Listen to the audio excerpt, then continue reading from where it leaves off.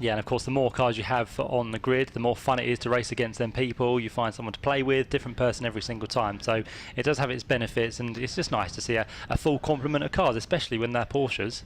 It very, very much so, actually. And next time out, we're actually combining all three of our grids into, time after next, we're at Alton Park next, but when we're on Silverstone Grand Prix, we've got the Porsche Club Championship, the Boxster Cup, and the 911 Challenges all on, because we can start. Theoretically at Silverstone you can start 61 cars. So we don't think we're quite going to get 61, but it will be absolutely epic and probably one of the best grids of Porsches all year. Yeah, a sight to behold. So Silverstone, that's towards the end of July, but it's a circuit which lends itself to big grids normally. Everyone wants to race at the home of British motorsport, and Silverstone will be there later on in the season. So yeah, look forward to that one with a full complement of different Porsches, as always, from the Porsche Club Championship. So there you can see the cars on the grid very shortly to head off onto their formation lap. We had not a disappointing race for James earlier on, but he missed out on the win by a very small margin. Did we find out what the reason was? Was it probably slipping on oil? Or? He did. He had a big slide that we didn't see. Yeah, exactly that. And I was joking to James that he's got his son behind him as a tail gunner, and he was basically saying, no, if he can get down the inside of me into the first corner, he will. So no family-friendly racing going on at the front from the Caleys. Good stuff. So the countdown is on then for the formation lap to very shortly get underway. Let's take you through then how the grid lines up then for this second race of the day for the Petro-Canada Lubricants Porsche Club Championship with Pirelli, of course, as the cars now head off onto that formation lap. It's going to be James Caley then who starts for the second time today from pole position. He'll have number 23, Simon Clark, alongside on that front row. Row 2 then sees Bill Caley with Pete Morris as well for company. He was a bit off sorts in race number 1, but fought his way back through the field fairly nicely, but just scraped himself inside the top 5. Row 3 then has Kevin Harrison, who has a blinding start in race number 1. We'll see if he can replicate that for this second race. Dyer is the man who lines up alongside on that third row. Row 4 then sees James Coleman, who is going to be the leading Class 2 car this time round, off the grid with Richard Baston for company alongside. And then behind that, row number 5, it's Neil Delaghi and Andrew Muggeridge to round out the top 10. Paul Simpson is next up with Colin Tester alongside. He was the Class 2 winner from earlier on. Then we have Kevin Molyneux and Angus Archer on row 7. Oliver Chatham and Julian Morris on the 8th row. Paul Seagrave and Carl Hazelton back on row 9, and then to round out your top 20 is Trevor Lewis and John Alexander.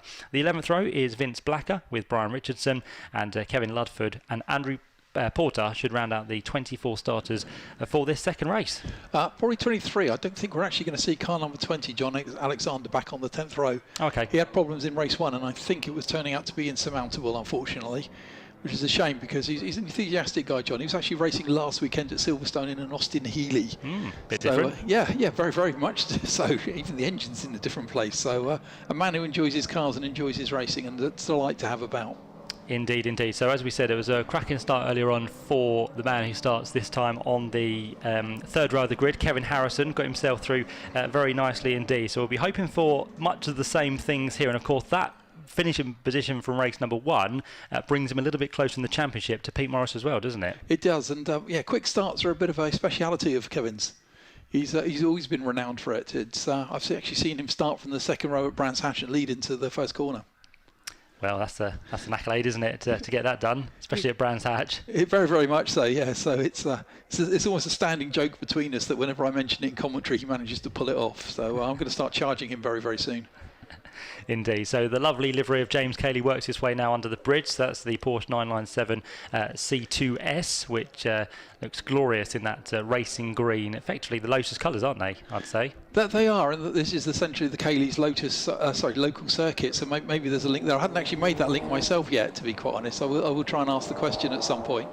But James is another one to come up through the Porsche Club track days. So just from doing track days, and it was our former, who we mentioned earlier on, Steve Kevlin, our motorsport manager, who basically suggested to James he might like to go racing.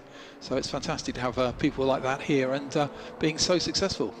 Certainly is. There are the other runners down there in class number 2, so the Porsche Boxster S's, which now work their way towards the grid as well. So you can see Andrew Porter towards the back, so he's there in 24th position, just behind Kevin Ludford. I was chatting to him actually, having found the keys that they lost this morning. Yes. And apparently they were convinced they left them in the car, and they were found in the farthest, remotest corner of a toolbox. So yeah, he says his stress levels were quite high because obviously he missed qualifying, and that's why he's at the back of the grid, having not set a time. He actually went out in a different session just to do the 3 laps that you have to do. Yes, always carry your keys safely. Lock them away in your pocket. That's probably the best advice. Yeah, I have to say I wouldn't be brave enough to leave them in the race car overnight. No, not indeed, not a Porsche anyway. So the car's now back to the grid. We've got them all lining up in terms of the first few rows. So again, James Caley in those kind of Lotus colours. He sits alongside Simon Clark in the white, turquoise, green, yellow machine on that front row. Similar colours, just so you can see the rear of Bill Caley there. So he sits again third on the grid, and Pete Morris in the red and black number 2 Porsche there on the outside of row 2, and just vaguely can see through the gap there Kevin Harrison in his silver and green machine, and the same coloured car, which confused me in race number 1 of Chris Dyer, because he in fact made the better start than Pete Morris and found him up inside the top 4 places. So I got confused of who was who, but when you get cars exactly the same colours, it's always hard to spot which one's which. I've been having that issue for years, so don't take it personally. 25 minutes of racing to look forward to. Second race of the day for the Porsche Club Championship gets underway now. A pretty even start from the front there between James Caley and Simon Clark. Hopefully they'll make it off the line without too many dramas, which I think they've done. And who's going to lead into the first corner? Inside line for James Caley. Is Simon Clark brave enough to go around the outside line? We'll have to wait and see before they emerge from Ritchie's in towards Wilson Hairpin. He's still on the outside, is Simon Clark, so it's been a good start, and he gets him into the lead of the race by the looks of it. So lovely stuff from Simon. He now just needs to brake in time, which he does. A bit wide there from Chris Dyer again, who made a better start than Pete Morris, but Pete Morris finds the inside line to go to third place, and Bill Caley cuts across there just to get ahead of Dyer to take that 4th place away. And Kevin Harrison, not the best of starts this time, is down in still I think about 6th place. I was actually watching his start. I think Bill Caley was wise to him this time and moved across and didn't give him that inside run that he used in race 1. Indeed he didn't. So here we go, down towards Agostini for the first time. Trying to go around the outside there was Richard Baston in the 85 machine to try and get that place away from Kevin Harrison, but that didn't quite work as the leaders now work their way through Hamilton with Simon Clark your leader. 2nd place for James Caley. 3rd place now is Pete Morris in car number 2. 4th place is Bill Caley, and then for 5th place, just coming into the picture now, is going to be the number 9 machine of Chris Dyer. So theoretically there, everyone's pretty much stayed where they were on the grid apart from the top 2. That's right, which actually gives us the same lead battle as we had last time round, wasn't it? James Caley going wide, kicking up the dust, which is not nice if you're Pete Morris behind him. Look at the dust going back across the track, but that's just going to lose him a little traction as he tries to chase Simon Clark. Yeah, it wouldn't have been nice sitting in the car either, was it? Big bump over the exit there of Williams Corner. So James Caley will refocus and try not to lose too much time now to Simon Clark in the lead of this race. But already you can see the gap just starting to grow there as the front runners work their way through the bomb hole. I think Richard Baston was a little bit slow on the exit there, so he was under pressure as they worked their way down towards the right-hander. So a little bit of a slow exit. Neil Delagio, I think, trying to get inside him, the blue car. So we'll see how that turns out. There he is, isn't he? That Neil? Yep, that is Neil. And with that, it looks like he actually, I can't see the black car of Richard Baston, but I'm not sure if it's ahead or behind, but I think he probably has pulled that off. Yes, he has. Yeah. So there you go. With it, they lose a little bit of ground to the top 6 as well, who go through.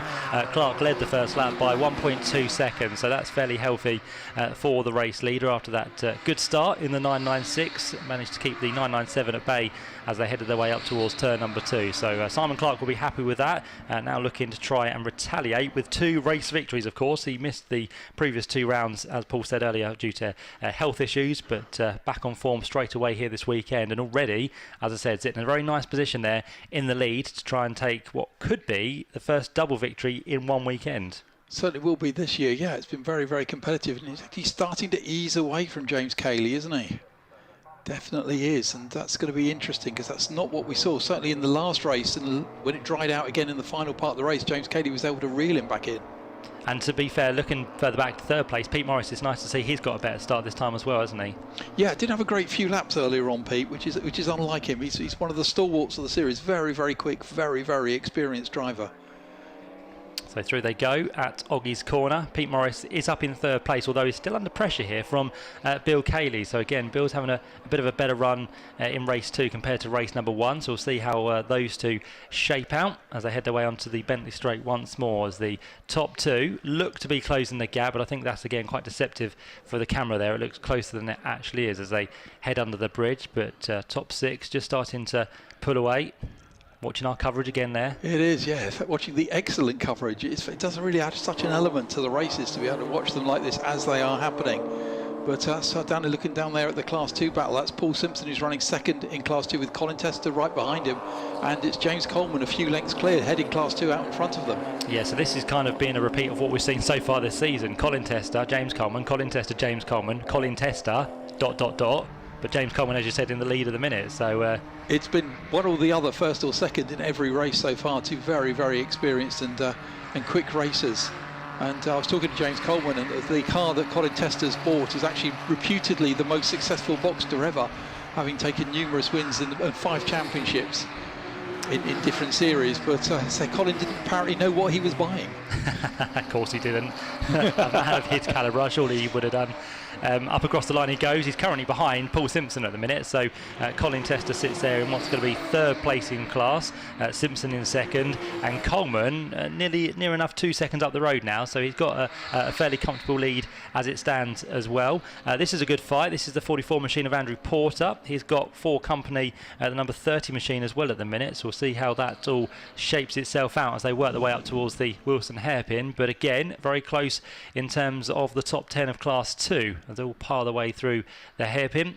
Down the other side they'll go, and being chased at the minute by Vince Blacker in the number 64 machine. And again, a little bit further up the field, this is the number 17 machine now, which is trying to keep out of the way and fight at the same time. Andrew Muggeridge on the back of those 2 cars ahead. That's right. Andy was actually a Class 2 runner last year, so would have been battling with these guys in Class 2, but is now in his Class 1 car that I think he's still getting to grips with, to be quite honest. It's a more powerful car than the cars in front, but he is carrying a lot more weight.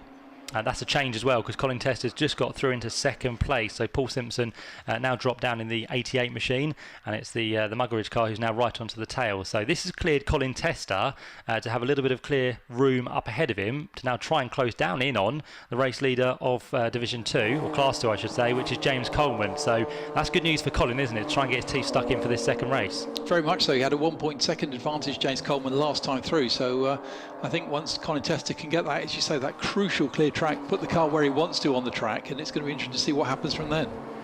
Richard Baston is just up the road from James Coleman, so that's Class 1 against Class 2. So again, he won't be held up, will James Coleman, but he's going to have a fight with that car ahead of him. They're just ahead of this group, which are going through your shot now. So there's the man who's lost the position on this lap. That's Paul Simpson, who now straight away is under pressure from the Andrew Muggeridge car, who in fact is a Class 1 car. So he should be quicker in a straight line, which he is. So Andrew Muggeridge draws alongside and will try and hold that position as they go up towards Richie's corner. He's on the outside there as they flick through the shot, but it's a little bit annoying, I'm sure, for Paul Simpson. He'll just go, get out of my way and get on with your race so I can focus on what I need to do. But that's the great thing about multi-class racing. There's always different classes that you're going to be racing against as well. That's right, and cars having different strengths in different areas, because he might be quick in the corners, but he's going to find it hard to accelerate hard out the corner and be quicker out the corner than Andy Muggeridge. So there goes the battle further down in Class 2. So some real different people involved in this one at the minute as they all turn their way through. That's the number 30 machine of Lewis, who is trying to go through. Does he get the job done up towards the Wilson hairpin? We'll find out very shortly as we flick back to the battle for third place, which is closing down as well here. This is Pete Morris with Bill Caley right on his tail. Bill thinks about the outside line down towards Oggie's. You really saw him move the car there, didn't he? It was a definite move. You wonder if that was always just trying to fox Pete. It really is being very, very competitive, looking one side and then the other. This is unlike Pete Morris to be holding other people up. He was trying to position a car there, wasn't he, Bill? And he got hampered through the corner. Chris Dyer now comes into the mix as well, so it's almost 3 wide down under the bridge very shortly. Gap between the two, I think, at the front is coming down as well. Just under a second last time through. Dyer is through on Bill Caley, so that's given Pete Morris a little bit of relief because he's now not being hassled from behind. But now that does mean that the Chris Dyer is going to be on the back of Pete Morris before too much longer. And just as we say that, through the bomb hole, he's going to look to the inside line. Will Pete Morris keep him at bay? He will. But how much will he delay him in the process? We'll have to wait and see. That's right, yeah. It's Pete, it's the two Strasser cars. It's the 997 of Pete Morris and the Cayman S. And in fact, it's Bill Caley also in a Cayman S. I think starting to have a think about getting back at Chris Dyer.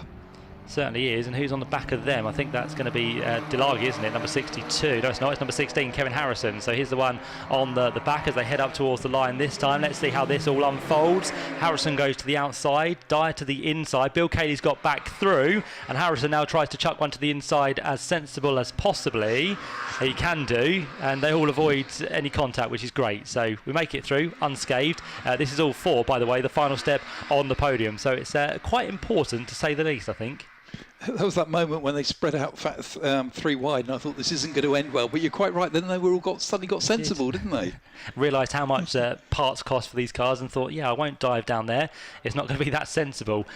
Kevin Harrison almost got through there on Chris Dyer, but Dyer for the inside line at Palmer managed to keep that place. So no changes that have been cemented so far in this one, as they all now work their way down in towards Agostini. And it just shows as well, as quick as you catch someone, you can very quickly lose that time as well. Chris Dyer out wide. Oh, he's going to hold it up from Kevin Harrison here. We'll wait and see as they head down towards Hamilton. I always fear for this corner because you can very rarely run side by side. That's right. I think Kevin Harrison decided that was probably not going to be possible, wasn't it? And had moved very, very wide from Chris Dyer. It's changing fortunes, isn't it? We're seeing someone almost be fast for a lap, and then suddenly he seems to be the guy struggling as the others kept gaining the pace.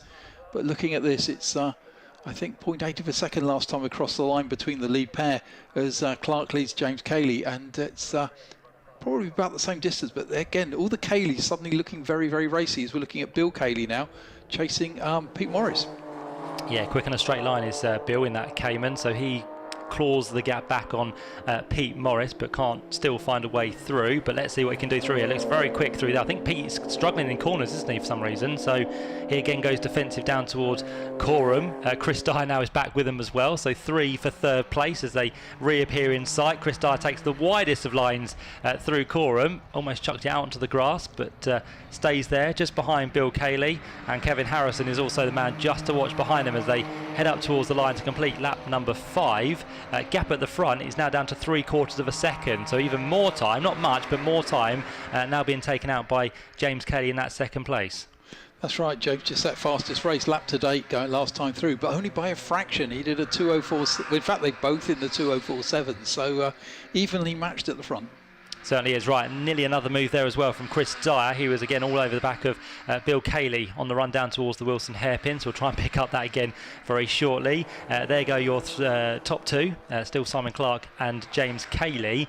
And again, bit by bit, corner by corner, this gap comes down and down. And to be fair to Simon Clark, he's not really defending, so he's not losing time there. I just think James Caley now picked up the speed, feels a bit more confident. None of this wet stuff falling from above this time. So hopefully that's not going to catch James out. So it's just helping him to improve and with a bit more confidence as well.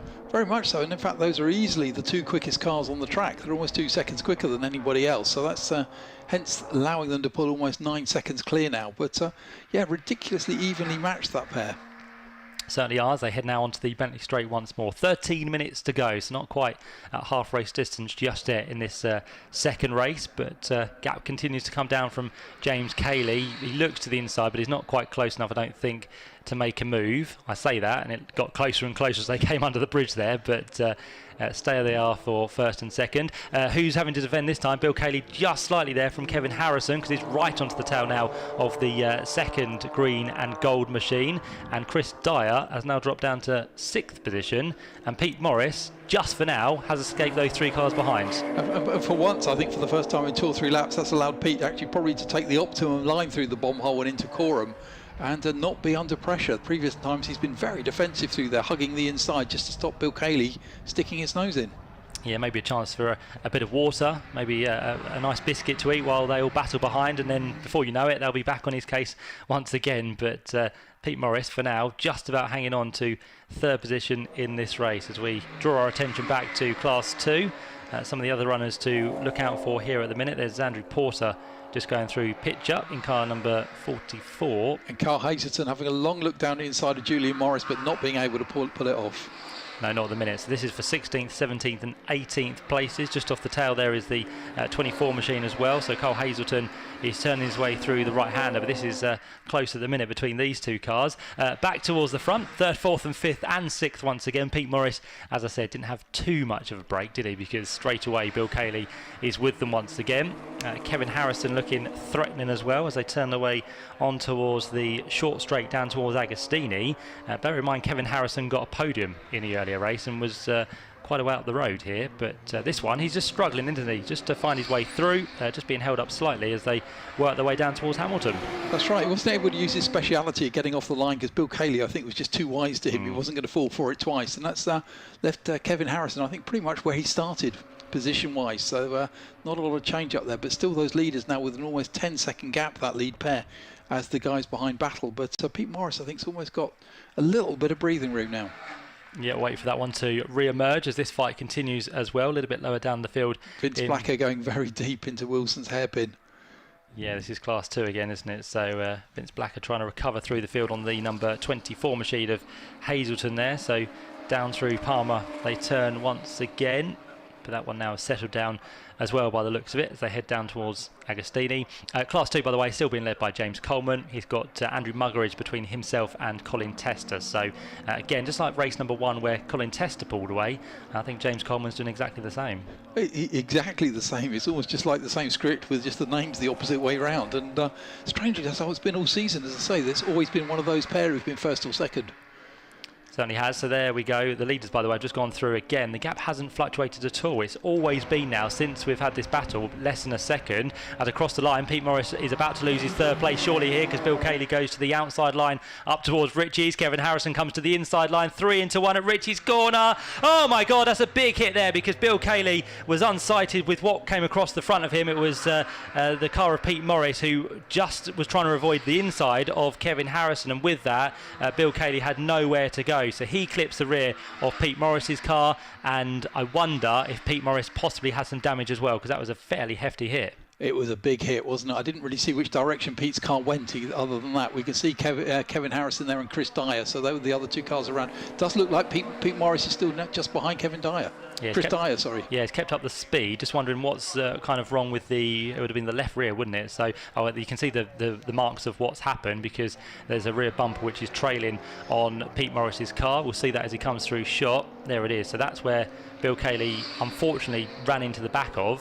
He had no real choice, as I said, because Pete was trying to avoid Kevin Harrison on the inside and didn't realise Bill Caley was there still on the outside. So that's hard luck for Bill. He's having such a great race and it ends like that. That's right. It really was a case of sort of 3 into 1. Corner won't go, unfortunately. But yeah, Pete Morris with that spoiler hanging off a little bit on the back, actually just looking like it's now a natural air brake. That's going to be so hurting down the straights. Yeah, so that's going to make Pete a little bit slower than he already was. Not unfair to say it, I think, because Pete Morris we're normally expecting to be very quick and running towards the front of the field, but at the minute so far this weekend things not really going his way, which is a real shame. That means he will lose a few more points in the championship, and this is going to be good news for Kevin, who now finds himself ahead of Pete Morris, and also for James Caley, who so far has had a positive weekend with second in race number 1 and currently second. So we had a close championship prior to this weekend. It's going to be even closer by the time we leave. Very, very much so, and also close is now what has now become the battle for 3rd with Kevin Harrison. And I think Chris Dyer is suddenly realising that there's a podium in this for him. Certainly is. So they accelerate away from Murray's up towards the line once again. So Chris Dyer on the attack here on the back of Kevin Harrison. Let's see what Chris can do within this race. I think Chris so far this year has had a couple of podiums, hasn't he? But he has actually had 2 podiums, one at Donington and one at Brands Hatch, both times in the first race of the day. Yeah, so this could be a change for him if he can get and hold on to this podium if he gets past Kevin Harrison. Meantime, what's happening in Class 2? Well, it's still James Coleman, Colin Tester and the number 88 machine of Paul Simpson, which find themselves inside the top 3. This is this battle which has again been ongoing since the start. This is Vince Blacker now past the number 10 machine of Julian Morris. So Vince has found his way through. That's right, with Carl Hazelton just a little bit up the road. These 3 really have actually been battling, which really does prove that you don't. That's very, very wide from Vince Blacker. That is Very wide, just starting to explore extra bits of the circuit, isn't it? Luckily, it's quite dry out there, so he didn't lose any time really, but that might have, again, been a bumpier ride for that car than he would have expected, but carries on nonetheless and heads up towards the line now with just under 7 minutes to go. So again, this race has really flown by. That's right, yeah, 25 minutes seems quite a long race when you stop and think about it, but as you say, there is plenty going on, and it's we always do seem to have good races on this Snetterton 300 layout. I'm particularly fond of coming here and just being able to see the cars as they can let rip down the straights, and then you've got the intricate infield section which really shows off the handling. There is the damage that we mentioned about Pete Morris, so that's the left rear which is just trailing now. How far is he back? Well, he's 3.7 seconds effectively off now the rear of Chris Dyer, but of course that continues to grow with this car being hampered. Behind him, the number 62 machine of Neil Delaghi last time through was 5.4 seconds back, but I think that looks less than 5.4 seconds between him and Neil. So Pete Morris got a few more laps to try and hold on, but Neil is definitely bringing that gap down from behind. That's right. I'd be amazed also if possibly that hasn't just knocked slightly out the rear suspension of Pete Morris. As again we cut back to Chris Dyer in the identically liveried Strasser car. So two very quick cars up the front from Strasser as he's chasing Kevin Harrison down the straight. But I think Kevin actually got the better exit there from Murray's. He did, didn't he? He looked closer as they went into Murray's, but all of a sudden that gap has now extended once again.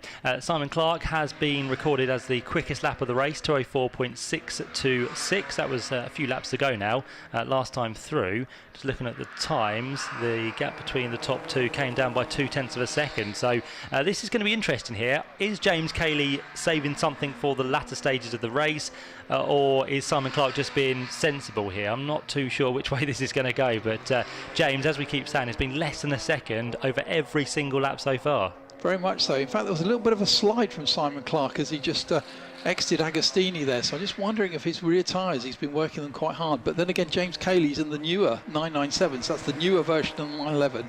So it's a more powerful car, but it's also a much heavier car because we're balancing cars on power to weight ratio. And if anything, I'd expect his tyres to go first. Yeah, and we're very shortly, I think, going to be into some traffic as well, so we'll see how that one goes. Unfortunately, Colin Testa has been handed a 5-second penalty for track limits, so that is not good news for Colin. Where is he? Second, isn't he? But he's not far enough up the road from Simpson to hold on to that place. I think that's going to drop him behind Paul Simpson, but he will still stay in front of Angus Archer, so he might still stay third. To be fair, if that was race one, he would have taken that because he would have won still by over 12 seconds, wouldn't he? So still got time to try and extend that little advantage. Right. Differing fortunes, isn't it? Certainly is. Right, here comes Pete Morris then. That is him just ahead now of Neil Delaghi, and that gap has significantly come down. So we are going to be on here for possibly a change inside the top 5. Well, yeah, I think Neil Delaghi took yards out of him coming down into there. So definitely, I think some handling issues going up. And I think that bodywork, I don't think it's going to come off because it looks firmly attached, but it's just flapping wider and wider, and it's got to be slowing the car in a straight line. Certainly has. 3 minutes 45 to go, so the leaders have gone through. Going to get this one and one more, I'd say. We'll see when they come back round next time, but lap times around about 2:04, so let's wait and see. Pete Morris up towards the line then, still holds on to this 5th place for the time being, but Neil Delaghi is now less than a second behind as he starts to drag himself up towards the rear of that Pete Morris car. And let's see over this next lap if he can get his way through, because we're now down to 0.8 of a second between Pete Morris and Neil Delaghi as they head their way now through Ritchie's up towards the Wilson hairpin, and already Pete Morris has dropped a good 10 seconds back from the 4th place man. And here we go, James Caley now all over the back of Simon Clark, and I'm just wondering if that back marker had something to do with this gap coming down even more, because James was almost along the outside of Simon Clark, and those tyres, as you said, look to be a little bit on the way out now, don't they? But they do. If anyone, I'd say it's Simon Clark who's fighting his car more than James Caley, and James will have seen that car moving underneath Simon as he came out of there, and he was going to know that he might just have that advantage on traction, just overall grip, but can he actually use that advantage? Yeah, he's kept himself as close as possible over the last 20 minutes or so, and now he might have saved his best till last as he looks towards the outside, not quite close enough again. He then darts back to the inside as they head under the bridge. You can see how worried Simon Clark is about traffic because the lights are now on, and look at that, he kind of speeds through Nelson as quick as he can, runs a little bit wide, but James Caley definitely had a tidier line through there, which again will be saving the tyres at every single turn. That's right, although that scrappy drive through there did actually seem to benefit Clark as the gap seemed to grow a little bit. So it's interesting to see quite where the power is going to lie in this, because I think we're going to get possibly 2 more laps out of this. No, we're not. We're going to get 1 more lap, aren't we? Certainly are, yeah. Less than 2 minutes to go now, so 2:04 for a lap time. So they come up to the start-finish stripe once more. So through they go. Clark to Caley now. The gap is still 0.6 of a second, so nothing to choose between them. But definitely on the infield, Caley is being quicker. So this is now his part of the circuit where he comes into his own as he works his way through turn 1. He looks very quickly to the inside, but I don't think, again, he's close enough to make a move just yet. He's just trying to do that thing that racing drivers do, put the one off in front as much as you can. Give him something else to think about. So if he's glancing in his mirror and just as he gets to a breaking point or something, there just might be that small mistake, that small advantage that James Caley could take. Almost see the brake lights of the cars flash on in unison there. But again, Simon Clark just seemed to get out of that corner a bit better. Every now and then, just as you think James Caley is right there, that gap grows again. Certainly does. So the gap comes down and down in towards Agostini. Just to let you know, there's only half a second between Kevin Harrison and Chris Dyer, so that one is not settled just yet in terms of the final step on the podium. So 2 separate battles to worry about, but it's the one for the race lead, which rightly we focus on for now, because Clark is still just about ahead of James Caley. Down towards the right-hander Oggies they now go. Caley gets a nice tidy line through there, and again the rear end still trying to step out for Simon Clark here. So has, as I said, James Caley saved his best until last. We'll find out in due course, because they come through now on towards the Bentley Straight for the final time. It's just one drag down here into a couple of corners, another drag towards the line, and that will be job done. But who is going to take the victory here? Caley again goes to the inside, tries to put Clark off as much as he possibly can, but is that enough of an advantage now towards the line? That's twice James Caley's done that, and I think he almost handicaps himself. See, even James Caley's car was loose at the back going through Murray's, but he's sitting behind Clark. He knows he's close, but he also knows that those overtaking opportunities are disappearing one by one. They certainly are. So 1 more corner to go down towards Murray's. It's Clark and Caley out front. Can Caley do anything into the final corner? Can he have the power up towards the line? We'll find out shortly. Here's Kevin Harrison and Chris Dyer. That's another one which is going to be decided right on the line, as the clock now has ticked to 0. The checker flag is at the ready, and it's going to be a second win of the weekend by the looks of it for Simon Clark, who takes his 3rd win of the season in the Porsche Club Championship with Pirelli. 2nd goes to James Caley, gets his second place of the weekend. And for this fight, for 3rd place, is it going to be Dyer? Is it going to be Harrison? A little bit ropey on the exit there for Harrison, but can Dyer drag him to the line? I don't think he quite can. So Kevin Harrison here is going to hold on for what's going to be a 2nd, 3rd place of the weekend. By my calculations, that's the same top 3 we had in race 1. Very, very much so. That's going to make prize giving later on a little boring, isn't it? But no, congratulations. I think everybody drove well. I think certainly those front 2, I think towards the end even James Caley was suffering from a little tyre issues. Kevin Harrison took advantage of the contact between Pete Morris and Bill Caley to slide into 3rd, and then with you, I thought we were going to see a drag race to the line right at the end, but it didn't quite happen. It's hard, isn't it? If you come down to that final corner, you almost want to put the driver off and make them go wide and then try and do the cutback, but I don't think our race winner Simon Clark was going to fall for that one. He's already been a victor today, and he comes through with that Porsche 996 to take a 2nd victory of the weekend. And as we said, prior to this weekend, it was fairly close between the top 4 or 5. I think it's going to be now probably 6 or 7, which are ever closer at the top of the championship. So great racing. Simon Clark, James Caley and Kevin Harrison, your top 3. Chris Dyer comes through in 4th place. Pete Morris, not really the weekend he wanted after taking 2 wins at this circuit a year ago. Neil Delaghe comes through in 6th place. Richard Baston for 7th. The Class 2 winner on this occasion, just like it has been all season in terms of swapping, it's James Coleman who takes the honours with Colin Tester 2nd, and 3rd place goes the way of number 88, which is Paul Simpson. So, but Colin Tester has that 5-second penalty. So in fact, Paul Simpson was just 4.1 seconds behind. Colin almost got away with holding on to 2nd, but he will just slip behind Paul Simpson, but I think stay in front of Angus Archer. Indeed. So there we go then. That's how the Porsche Club Championship comes to a close here this weekend. That's them done, because they've got a day off tomorrow. Time to relax. Yeah, we go home, put our feet up, and I spend tomorrow writing the race report so it can go on the website. But we're actually, obviously, I'm back in a little bit because we're back with the 911 Challenge and Boxster Cup 2nd race. So we had quite a dramatic race earlier on. and hopefully we can replicate that again. And I think we've had quite a busy day. I've done lots of trotting across to the paddock and back to the box here, but yeah, we've had some fantastic racing so far. We have indeed. So more from Porsches in terms of the others a little bit later on. Don't forget the next rounds of the Porsche Club Championship with Pirelli go to Alton Park in a couple of weeks' time. That's going to be the supercar pageant, I believe, with GT Cup and everything supercars. So it's going to be a fun day up at Alton Park. If you've never been, go, because you'll love it. It's a brilliant circuit, always produces great racing. So it is, and I think you're right. Visually, one of the nicest circuits in British motorsport. Fantastically looked after by MSVR, as all their circuits are, and a beautiful classic British parkland circuit.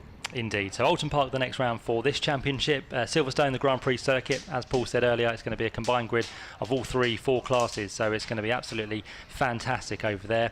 Brands Hatch Indy back there, of course, for the first time this year. Of course, they went on the Grand Prix circuit in April, and then of course Donington Park on the national circuit to round out the season towards the end of October. So busy year still to come for the Porsche Club Championship with Pirelli, but for today they are done, and it's a double victory for Simon Clark. So by my calculations, I know he missed the 2 races at Brands Hatch, but coming here this weekend he had I think 67 points. So with those 2 victories, as I said, it's going to really leap him up. I'm not going to give him the championship lead, but definitely put him somewhere where he needs to be. And bear in mind, I think we only count the top 12 in terms of the races we have, so they do get to drop a couple of races as well, which is always a bonus for the drivers. So I think that in mind, of course, without any more dramas this year, Simon Clark should be well up there with the likes of Pete Morris, Kevin Harrison, James Caley and the likes after that second race victory of the weekend here at Snetterton. So the wonderful looking Porsche cars come into Parc Fermé, the 997s, the 996s, the Caymans,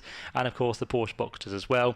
And down there somewhere very shortly, I'm sure will be Mark Werrell, who is just working his way now to our race winner. We can see him there, Simon Clark. He will get the congratulations from the friends and the family who have come along here today at Snetterton to support him, cheer him on, and see how well he's actually done, because 2 race wins this weekend. First time it's been done this year in terms of one weekend, but the third time he's been on the top step of the podium across the course of 2022. So very happy man is Simon Clark, and he'll be, I'm sure, congratulated very shortly by James Caley, who's just stepping himself out the car now, and also somewhere down there should be Kevin Harrison as well, who gets himself to the podium for the second time today.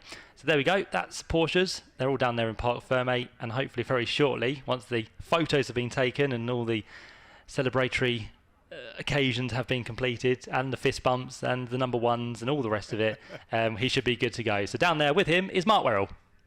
Thanks, Matt. Yeah, so a double race winner this weekend. The first time we've had a double race winner over the course of one of the events. And, 3 wins for the season. Clean sweep today. Yeah, just what I came for, to be honest. Yeah, so it was excellent to do in front of our sponsors, Fusion and Form Evo as well, who have come to support us at this event. So mega great result for County Classics Racing. I think we've got a third as well, so we got a double podium on both races, which is fantastic. You weren't at Brands Hatch though, Simon, so for the rest of the season you're always going to be playing catch-up in reality. Are you in for every single round from now on? Yeah, fingers crossed. Yeah, certainly hoping so. So just need to make sure we have a good result after good result. So this is a good start. It needs to be consistent from now on, doesn't it? Because you can drop your 2 worst scores, which will be the 2 that you didn't even enter at. So you've got to stay consistent and stay out of trouble. Will that play on the mind, or will that towards the end of the season maybe affect the way that you drive, just to make sure you bring it home? I think we all get in the car and drive as hard as we can, to be honest. So, but yeah, I would like to claim that I'd dropped around just to keep the costs down, but sadly not. No, it's going to be tough. There's some really, you can see we've got some really consistent drivers, so it's going to be really tough. But it's possible, and if it's possible, I'm prepared to give it a go. So, but yeah, it's been a great result for the team today. Well, you know what it takes to win the championship. Congratulations on the 2 wins. Thanks very much indeed. Thank you. There we go. So that's Simon Clark, our race winner. We're going to grab a quick word with James Coleman, who is just coming up behind us, actually. So that's quite handy that James, who is the Class 2 winner, is just about to, I think, congratulate friends, family, have a quick chat to them all, and then we can grab a quick word with James, who is no doubt a happy man. Class 2 victory eluded you in race 1. You changed that round for race 2. Yeah, I ran out of talent in race 1 on the oil, but second race, yeah, it was like a couple of Class 1 cars in between, so that gapped me a little bit, so I just came off the throttle and just managed it really. and the raindrops came, and I thought, oh, here we go. But it was fine. The grip was still there right the way to the end. So, yeah, pretty routine, nothing exciting, not like the first race. But how you want to end it, really, yeah. You look at yourself and Colin Tester in Class 2, and so far this season, either you've taken the wins, 3 of them in the class, or finished second, when he's taken the 3 wins. So there's not a great deal to choose between you. There's nothing, you know. He's a very quick lad in a quick car. Yeah, and there's nothing in us. Everywhere we've been, there's nothing in us. So makes it good and interesting. Long way to go in the championship. Can you do it? Who knows? It's motor racing, isn't it? Who knows? Won't be for want of trying. Yeah, exactly. I'll do my best.